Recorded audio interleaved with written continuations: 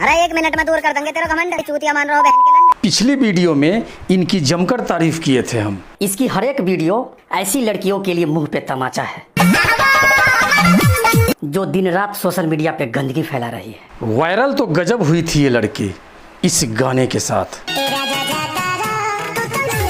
अब कुछ लोग इनकी बुराइयां करने लगे हैं।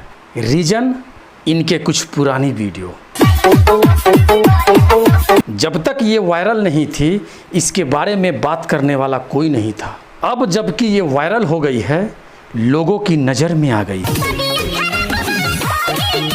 1700 वीडियो में मात्र 3 से 4 ही वीडियो इसकी गलत है। अब लोग उसी वीडियो पे उंगली उठा रहे हैं।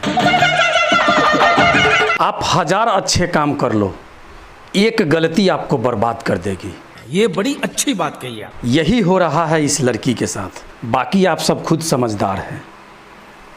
धन्यवाद।